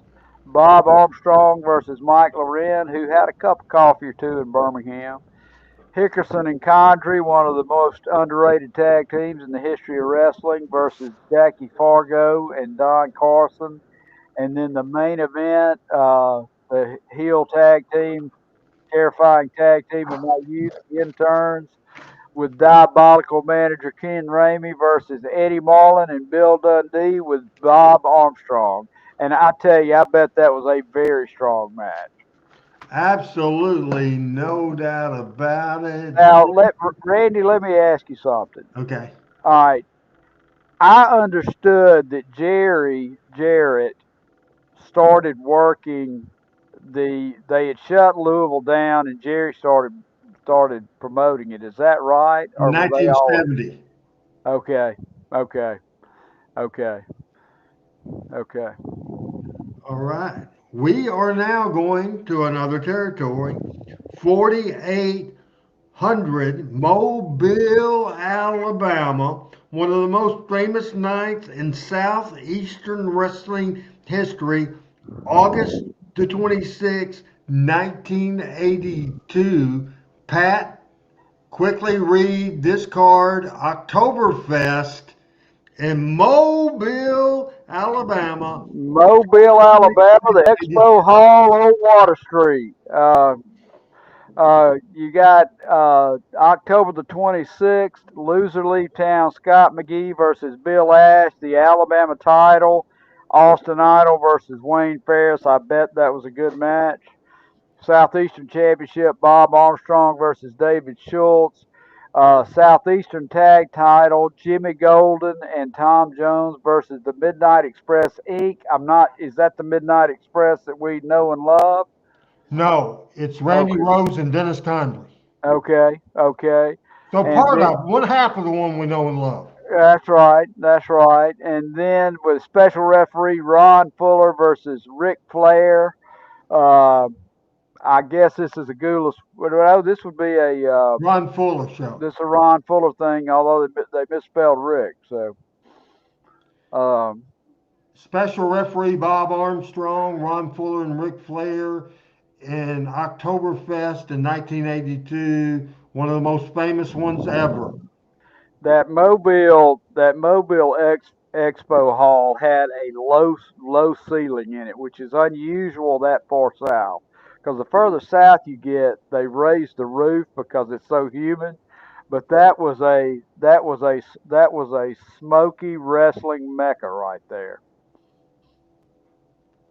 All right. And Al saying he's guessing that Idol was a babyface in that Alabama title match, and I'm pretty sure you're correct on that. One of the most famous things, there's little highlights. This is the following week's TV. This happened on a Tuesday night. The following TV that was done in Dothan, Alabama, and we got clips of this. It's 9 minutes and 13 seconds. 9:13 from Southeastern Championship Wrestling. I'm talking Memphis Wrestling. Southeastern Championship Wrestling. Innovators in television wrestling with split screen, instant replay, and other technical firsts. The program voted #1 by the Wrestling Writers Federation. Join us now for a fast-paced competition of professional wrestling featuring the top stars. Do you like that opening, Pat? It looks like both Fuller brothers, doesn't it? Yes. There's a man coming back joining us at the desk right now. A lot of action coming your way in the next hour, and a lot of big issues taking place in the Southeastern wrestling area. Welcome back. I know the circumstances are not what you would like for them to be. No, not exactly, but I just have to say to your question, I'm very glad to be back and very glad to be healthy. Indeed. There are some people who are less fortunate than you this week, and one of those being your brother, Ron Fuller. That's true. You know, it's a dangerous profession, but now and again you run into somebody who has some kind of plan outside going in the ring and beating somebody heads up. And that one is Bob Armstrong, and he proves it with a piece of film that you've got. And I've seen it before, but I'd like to watch it again now and speak with the people, just face to face a little bit. Let's go back to Mobile's Municipal Auditorium. Championship, the NWA Heavyweight Championship of the World on the line as Ron Fuller meets Ric Flair. Special referee for this match, supposedly longtime friend of yours, friend of Ron's, and that's Bob Armstrong. That's true about the friendship thing, where it used to stand. You know, I've been wrestling for 11 years professionally. I started right out of school, and been friends with Bob Armstrong for 10 of that 11 years. friends, I say, is a lot in standard with what you're seeing right now. What you're watching right now, it symbolizes what I'm saying, in that Bob Armstrong appears to be doing a good refereeing job at this point. But I'd like to ask you right now, is it not obvious to you, after seeing the end of this film one time, that he had in mind the total time of this match, that Ron Fuller would not win the world's title from Ric Flair? Robert, is that not pretty obvious? Robert, let me say this. I'm speaking for myself, not for Rick, but I have sat and watched this film I don't know how many different times since this incident took place, and I still don't understand it. Rick, I don't know about you. I don't understand it. Well, the night in Mobile, I had a chance to be there, and in watching the match from the vantage point where I was up on the stage, a lot of little things escaped me, Robert, that may not notice unless you watch very closely. Right here, let me bring out the point again. You see Armstrong's hands thrown in the air, almost as if he was pleased at the fact that Ron had really tossed that world champion for a shot there and had him going good. That's the way it appeared to me. He showed that he was pleased. Now, from the outgoings at the end of the tape, you'll understand clearly that he could not have been pleased. I mean, if Bob Armstrong's going to go along, it's what he's done for 10 years. He's gone along 10 years supposedly being somebody's friend when he don't know what a friend is. He don't understand about that. He's got some need in his body. It's like you said, you don't understand it, and I don't think you'll ever understand it, Charlie, because you're an upstanding man. You're a righteous man. You know what's going on in life, and so you're not ever going to understand that. That's a bad part of professional wrestling right there. We're going to have to live with the Ron Fuller injury, and there's going to be some more injuries. Ron injured that right knee. We'll see the exact circumstances a little later in the match. Started the injury on. How many times before this incident, he'd had surgery on that knee 2 times that I know of, and going into that turnbuckle, this really, Rick, I would think, started the injury to Ron right here. Well, Ron's had to prove himself all through his career that, wrestling after our father, he was very successful, and they said, how good's the older brother going to be and the younger brother? We've been down that road all of our lives, and Ron proved himself in order to get this match with Ric Flair in the first place, and now he, just as it's obvious there, he's turned over Ric Flair's Holt, in which he's beaten so many men with, that figure 4, and I would say that that's putting Ric Flair's in the same position that Ron's in. Ron has a bad knee, he's hurt at this point, but it's obvious that Flair does too. Can the fact, Bob Armstrong, at the time that Flair was coming into the area, held on to the Southeastern title for so long, could the bitterness of being the Southeastern champion and not getting the title shot, it couldn't make a man do what you're fixing to see, I don't think. Can that? Well, it's obvious that it did. That, it's like a disease that grows on some people. It's like you saying you don't understand. I cannot understand. All I can do about it is just police the situation. That's my brother. And he means more to me than anything else in the world. He's my blood, my brother. And I'm back here, and people say, well, maybe you're not in condition, maybe you're not ready, this and that and the other. Well, put all of that aside, because I decided now was my time to come back, and I'm sitting here. I got a lot of fans that agree with me for sitting here and will back me down the road 100%. Well, I'm sure all the fans realize just exactly why you're coming back. They're watching it on television right now. But Robert, you yourself, not too very long ago, suffered a very, very serious injury to your neck. And this presents problems not only in re-injuring the neck, but in training and preparing yourself for getting back in the ring. I'll tell you, boy, that's a hard pill to take right there. To stand and have to watch, I've seen this thing, but I don't know how to watch it and try to mellow out my mind. There ain't no way to do it, that I feel something inside, and there ain't no way to hold it in. I know you that. asked me to come out here, and I'm trying to be a gentleman about the thing. I realize this is not a time to wrestle Bob Armstrong. It's a time to talk about him. I'll get my future chance to get in the ring with him, and I'm telling you what, Bob Armstrong, I don't have zero respect for you, man. None at all. You no place in my mind but where the dogs lay. I can beat Bob Armstrong, and I'm back here to prove it. I'm going to beat him and beat him good. Here's an interesting situation. The Universal Heartthrob coming in the ring. He puts that figure 4 on the champion, which I tell you, had the champion's attention. He's a good man. I have to say that for him, not because he saved my brother, but it's obvious to the people that he's got a good heart. And I appreciate him being there in that spot. And I just want to say this, you know, Charlie, I get up this particular morning, I look at the sky, and it's a happy day for me in and out all through the day because I don't hurt. I don't have any injuries, see? And I've been around a long time, for 10 years. I don't have to go down to Bob Armstrong and tell him what I'm going to do to him or how I'm going to hurt him or this and that. It's not necessary to my fans or to Bob Armstrong. He knows what he's done, and he's going to have to pay for it. Thank you very much. Still, I do not understand the situation. You have seen what has happened, and Robert Fuller definitely upset about the situation, and rightfully so. A lot of action coming your way in the next hour on Southeastern Wrestling. Let's go to the ring. Let's go ahead and come out of that. Well, let's listen to this. Let's listen to this. I don't owe anybody an explanation for anything that I do. I'm my own man. I'm not an island, but I can handle my affairs, and I don't owe anybody anything. Let's take a look at the videotape highlights of the match. Ron Fuller against Ric Flair for the NWA World Heavyweight Championship. As we You saw were this, special referee. and what let's is go going ahead through, and you come can out see of right that here right now, if we could, Adam, as they're just re-showing that action there and the switch as a heel of Bob Armstrong. And before we get a laughing Pat Trammell, I want to have, before we talk to Pat, I want Adam to come in here and his perspective, because I would bet money that's the first Southeastern Championship Wrestling that Adam Dunn had ever watched in his life. Compare that quickly, if you would, because we have about 20 minutes left in the show that we may go overtime. But compare it to Memphis. What did you think? Not really much of a comparison, honestly. Memphis was such a unique studio show. There was all kinds of studio wrestling at one time, but just you didn't.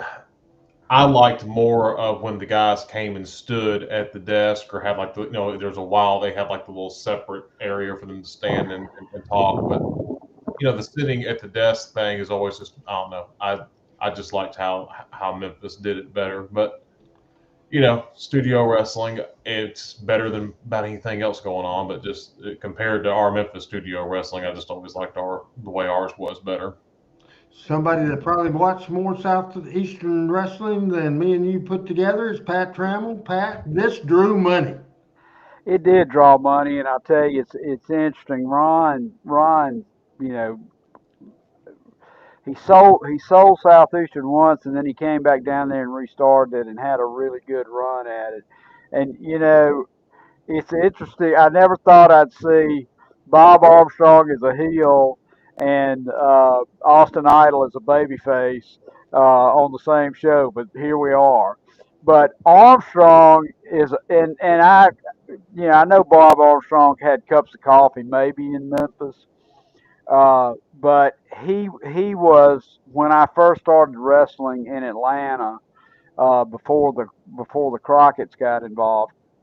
He was the original Georgia white meat babyface, like Tommy Rich was in Memphis for a while, and always the honorable, the good guy, all that kind of stuff. But when he worked with Ron would turn him heel, and he was a fantastic heel, an absolutely fantastic heel, which a lot of baby faces that turn and can handle it do. Tommy Rich was a great heel, even though when I first started watching him in Atlanta, he was a Steve and Stan white meat babyface in Atlanta.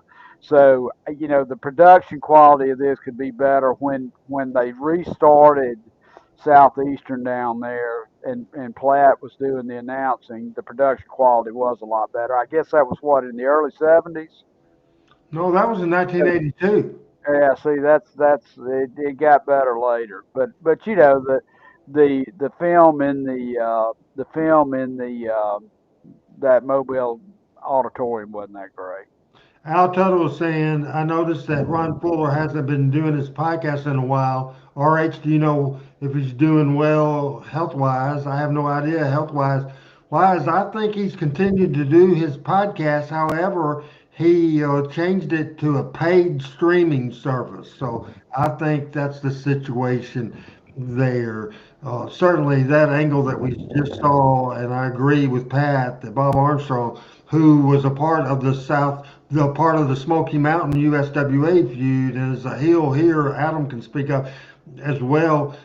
He was great, just absolutely fantastic. We're going to take our final break of the show, and we come back and we will return to this being a fabulous day as a very violent turn, a brawl with Tommy Rich and Eddie Gilbert. We've seen this take before. We'll show that in just a minute, right when we come back from this break.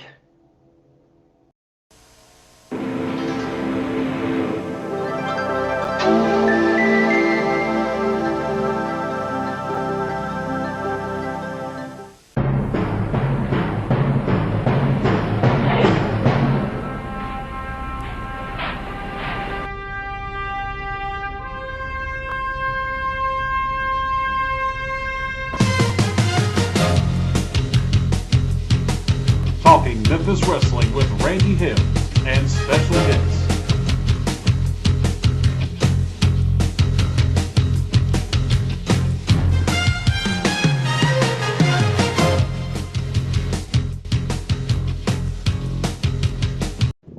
Man, this has been fun. It's Pat Trammell. Adam Dunn has come in 2 or 3 times during this show. It's great. One last video. The WFIA. Do you know what that stands for, Pat? World Wrestling International Federation America. It stands for Wrestling, you came close, Wrestling Fans International Association. Okay. Wrestling Fan International Association went to different territories, including Atlanta, Knoxville, and a few times to Memphis. And this is a presentation for the WFIA Tag Team of the Year. This is 10 minutes, 22 seconds on Talking Memphis Wrestling. You're smiling. We have a presentation coming up for the Tag Team of the Year. This is made by Wrestling Fans International. Now, the voting is done in the spring, and then the presentation is made at the annual convention. And Wrestling Fans International are holding their annual convention this week. And they have the trophies for Tag Team of the Year that they are going to be presenting. Unusual situation this year in that the team that was voted Tag Team of the Year when the voting was cast in the spring are no longer together. But here's Lance with Wrestling Fans International. Hi, David. Thank you. I want to introduce to all the wrestling fans on Championship Wrestling out there a couple of representatives from that organization. The head of the organization now is Pete Letterberg. Pete, delighted to have you here. It's just a pleasure to be here in Memphis, Lance. And Howard Baum. Howard, both of you are from Florida. Is that correct? That's exactly right. We're from Miami. Big wrestling fans all You get back down there, you give Gordon Soley my best, exactly, too, will you? yes. Okay. You guys are participating in the presentation. We really appreciate you doing it right here. Tag Team of the Year, Tommy Rich, Eddie Gilbert. The fact that they are not currently wrestling together as a tag team has nothing to do with the award and our appreciation of you doing it here, Pete. Well, of course, you know, Lance, the voting goes on for the whole year, and this encompasses 1984, and they were quite a good team for the whole year up till now. No question about that. It's just unfortunate they're not teaming right now, but what can you do? They are the Tag Team of the Year. Okay, we want to get Eddie and Tommy out here for the presentation of it, and we also want to say that we hope maybe during the year we're going to be able to disseminate a little more information on your organization, and also more people will have a chance to participate in it. That would really be great. Eddie Gilbert. Okay, we congratulate you. It, of course, is rather an unusual situation, and I don't have to go into that. But there is your trophy as one half of the Tag Team of the Year. Well, Lance, thank you very much. I'd like to thank the WFIA, thank all the people for giving this to me. It's unfortunate, though, that it looks like you'll probably have to take Tommy's to him because maybe you people out here don't realize it, but Tommy is our international heavyweight champion now. He doesn't come to television anymore to do interviews or wrestle here. He goes all over the world now. Memphis doesn't really mean that much to him anymore. He don't show up here. He's such a big shot now, and a big man on the totem pole. And but you know, he's the one that turned his back on me. He's the one that turned his back on these people. And if it's still up to me, there'd be a Rich and Gilbert team. But no, he's really a big shot. But today he couldn't be here because of one reason. Because he's still probably running from me from the last time we met. Because he's such a chicken and such a coward, brother. That's all that's wrong with him. So I like to thank everybody for my. That's the only thing.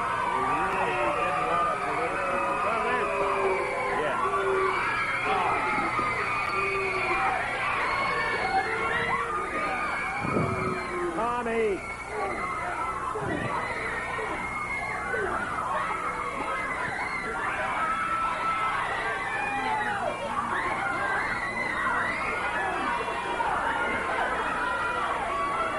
Tommy.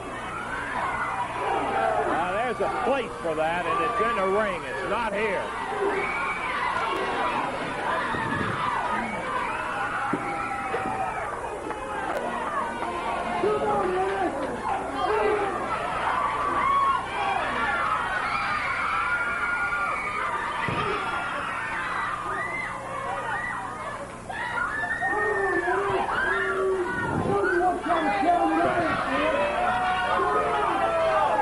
Sorry, Pete and Howard, and we thank you for coming here. We're going to take time out, and we're going to be back in just a moment.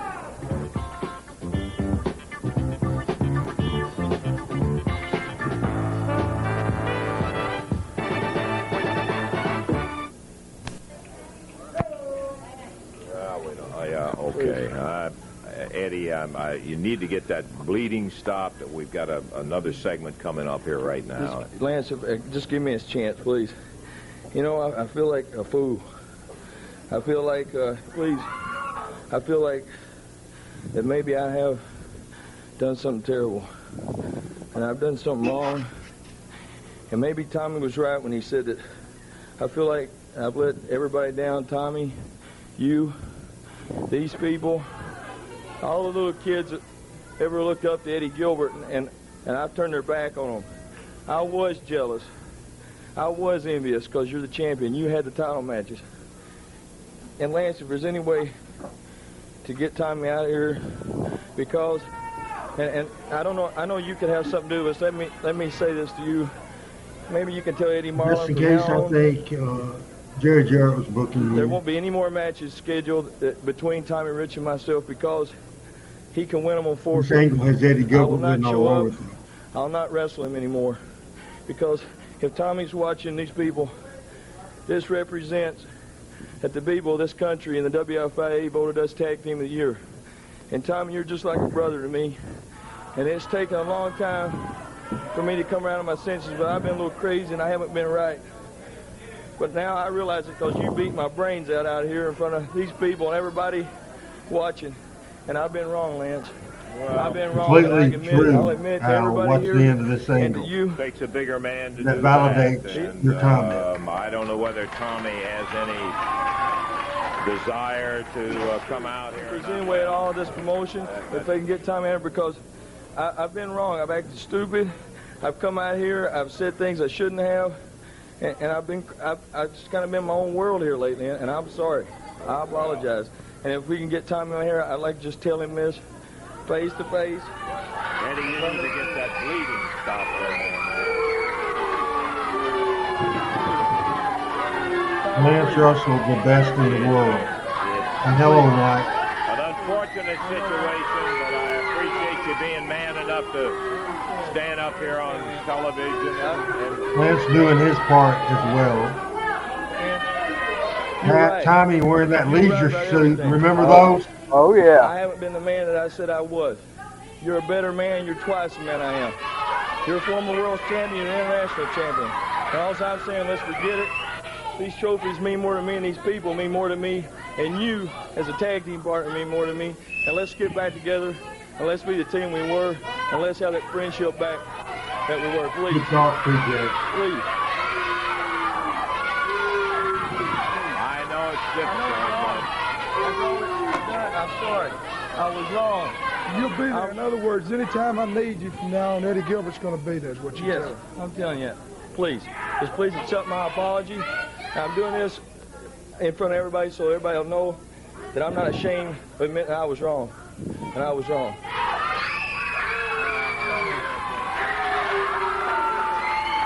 I'm delighted.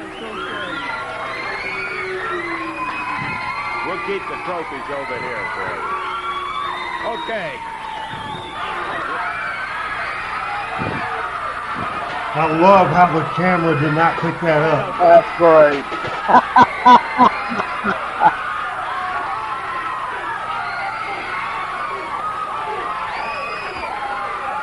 Now we got Eddie Gilbert busting Tommy Rich open, and all that stuff he was talking about was just hogwash. I love Lance's I'm offended voice.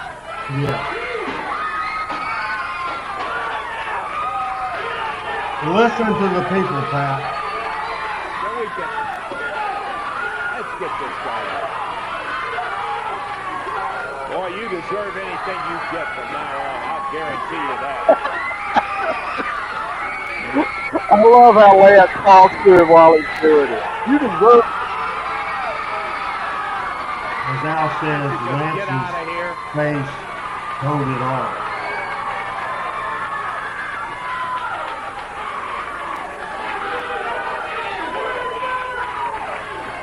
Hey, yeah.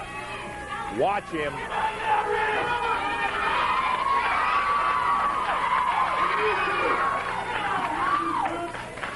And I'll tell you, we don't care if you never come back in here.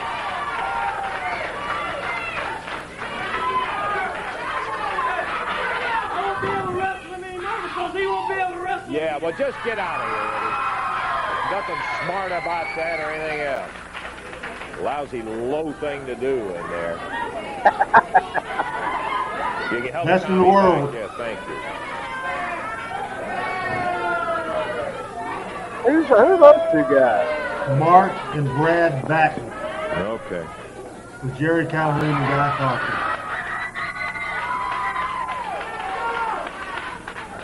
Yes, Greg. Ron Michalowicz, I think. Okay, Tommy got waylaid. Well, maybe it was Mike Stark. He did stuff with both. Helping him back to the dressing room now. All right, where are we? Yeah, well, I'd rather, okay, thank you for helping out with Tommy.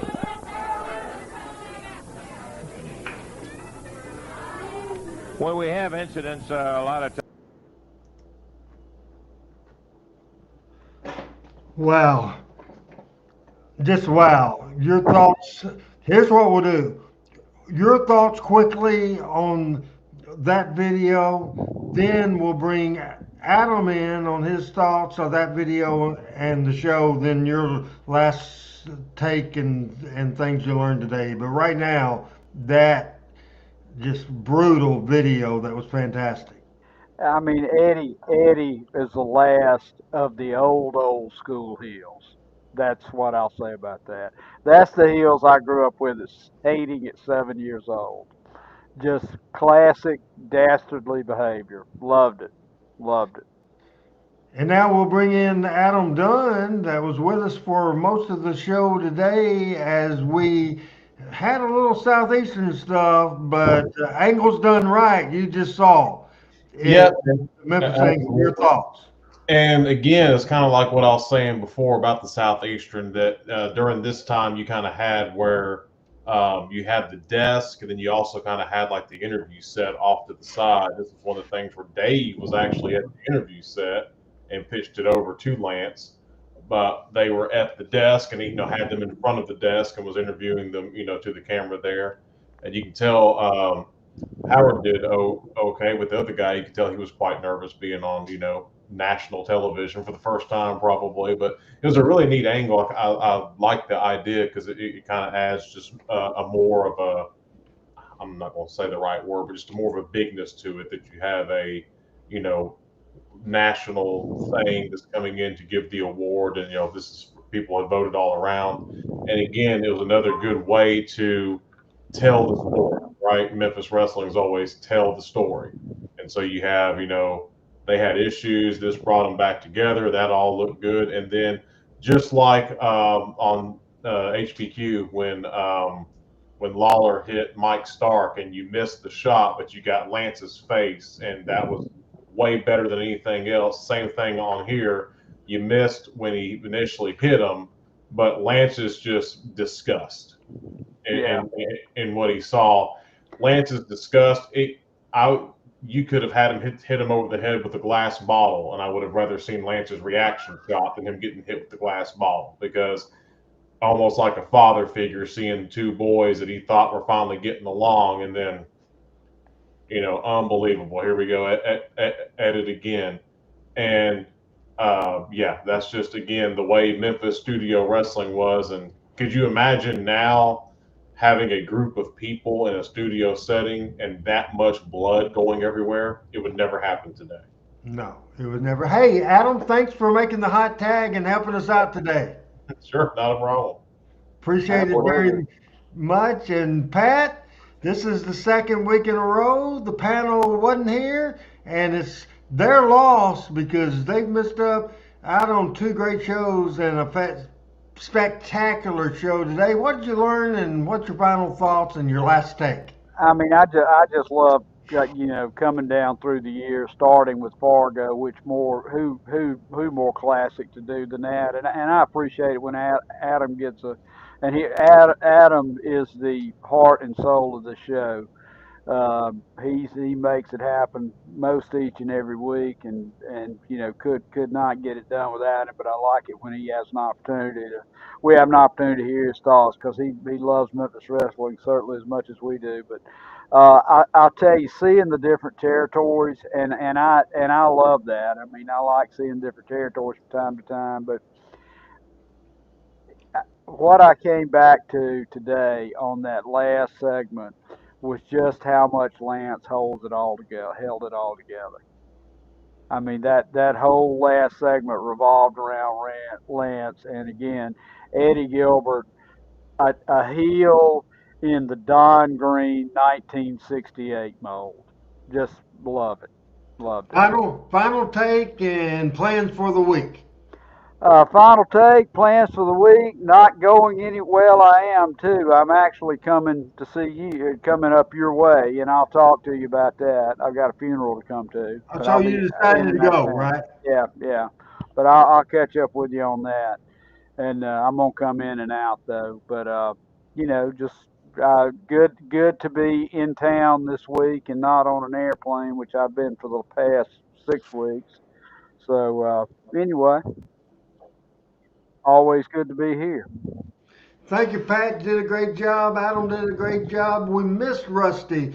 We missed everybody. Chris and Michael St. John, Pat Trammell, Adam Dunn, and good old RH got it done for you today with a spectacular Talking Memphis Wrestling. Until next time, for Pat Trammell and Adam Dunn, this is Randy Hill saying bye-bye, everybody.